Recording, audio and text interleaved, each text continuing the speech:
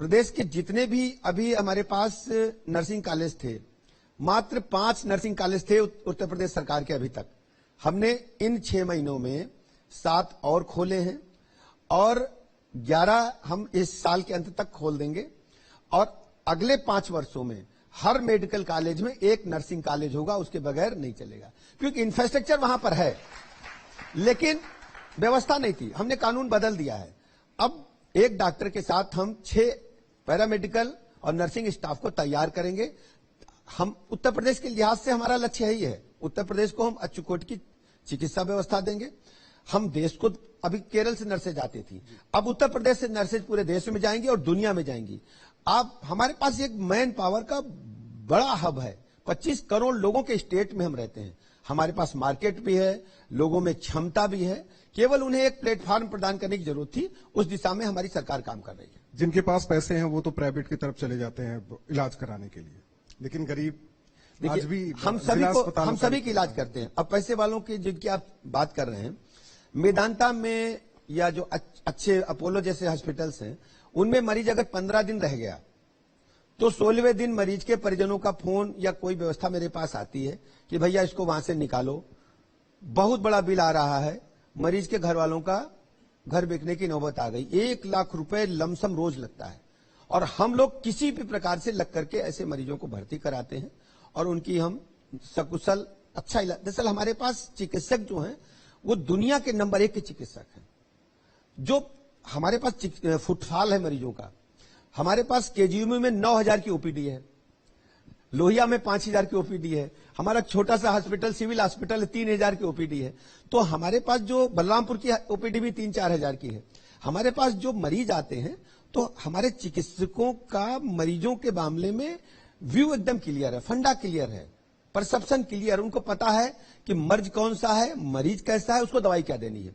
अब एक छोटा सा उदाहरण देते हैं। हमारे पास एक डॉक्टर रिजवी हैं बलरामपुर अस्पताल में, वो प्रतिदिन 300 मरीज देखते हैं। आप सोचिए कितना सेकेंड वो देते होंगे। 4 आदमी, 4 जूनियर डॉक्टर्स उनके साथ बैठते हैं, एक वो स्वयं बैठते हैं, पर्चा बन के आ जाता है, एक आदमी ब्लड प्रेशर ले लेता है, फिर पर्चा आगे बढ़ा, फिर डॉक्टर साहब ने बस दूर से उसको देखते हैं, स्किन स्पेशलिस्ट डॉक्टर हैं, बता देते हैं कि ये दवाई लगेगी, बस बोला नहीं, एक डॉक्टर ने दवाई लिख दिया। तो 300 मरीज ओपीडी में रोज देखते हैं। हमारे पास चिकित्सकों की गुणवत्ता के मामले में मैं कह सकता हूं कि भारत के और दुनिया के नंबर 1 के चिकित्सक अगर हैं तो उत्तर प्रदेश सरकार के हैं, चाहे पीजीआई हो, चाहे केजीएमयू हो, चाहे हमारे पीएमएस के डॉक्टर हो। अब शिक्षा की बात कर रहे थे, आपने बोला था अभी मदरसे को लेकर कि जिस तरीके से जो गैर मान्यता प्राप्त मदरसे हैं उनकी शासन की रिपोर्ट आने वाली है। आपने बोला कि जो रजिस्टर्ड हैं उन्हें मदद, हाँ। लेकिन एक सवाल इसमें यह है कि वो भरोसा नहीं करते, लेकिन आप पूरा नहीं, हम ऐसे मदरसों को अनुदान देते हैं। उत्तर प्रदेश सरकार अभी भी अनुदान दे रही है। जो गैर कानूनी है, गैर सामाजिक गतिविधियों में या देश विरोधी गतिविधियों में या अन्य क्रियाकलापों में पढ़ाई के अतिरिक्त शामिल हैं, उनके खिलाफ हम कड़ी कार्रवाई करेंगे। हम शिद्दत से बात कर रहे हैं, प्रतिबद्धता के साथ बात कर रहे हैं। हमारी सरकार कानून के मामले में बिल्कुल भी कंप्रोमाइज नहीं करेगी। हमने उत्तर प्रदेश में कानून के राज को मजबूत किया है, लोगों का भरोसा बढ़ा है, लोग मानते हैं कि उत्तर प्रदेश में आज अपराधियों में भय है। मुझे अच्छी तरह याद है 2017 से पहले यही पुलिस और यही लखनऊ, यही प्रदेश, पुलिस डरती थी और बदमाश उनको डराते थे। आज किसी बदमाश की हैसियत नहीं कि लखनऊ में या प्रदेश के किसी हिस्से में बंदूक लेकर सड़क पर निकल जाए बगैर आवश्यकता के।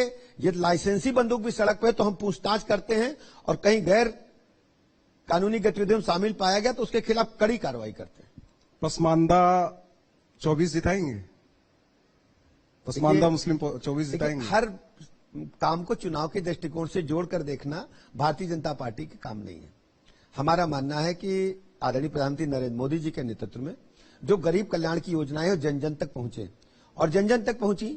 जब हमने लाभार्थियों की सूची उठाई तो देख रहे एक बड़ी संख्या में ऐसे अल्पसंख्यक पसमादा समाज के भाई हैं जिनको लाभ मिला है। अब वो लोग अगर हमारे पास आ रहे हैं, हमसे जुड़ रहे हैं और हमने कहा है कि हम आपको सम्मान देंगे, तो अच्छी बात है। और ये लोकतंत्र के तकाजा भी है कि हम सबको साथ लेकर के चलें। आदरणीय प्रधानमंत्री जी ने जो नारा दिया था, सबका साथ, सबका विकास, सबका विश्वास। और दूसरी बात है, भारतीय जनता पार्टी ने प्रारंभ काल से ही तय किया है कि हम सर्वव्यापी, सर्वग्राही, सर्वस्पर्शी बनेंगे, उस दिशा में हम काम कर रहे हैं। बहुत बहुत धन्यवाद हमारे साथ जुड़ने के लिए। और जिस तरीके से लगातार सरकार स्वास्थ्य को लेकर काम कर रही है, खुद डिप्टी सीएम ब्रजेश पाठक जी दौरे पर दौरा कर रहे हैं, सीएससी, पीएससी, जिला अस्पताल, यहां जाके रजिस्टर भी चेक करते हैं, लाइन में लगकर एक आम इंसान की तरह देखते हैं कि दिक्कतें क्या है। इससे समझा जा सकता है कि जनता की कसौटी पर खरे उतरने की पूरी कोशिश हो रही है और ये जनादेश ही है जिसकी बदौलत बीजेपी सरकार लगातार उत्तर प्रदेश में काम कर रही है। बहुत बहुत धन्यवाद ब्रजेश पाठक जी।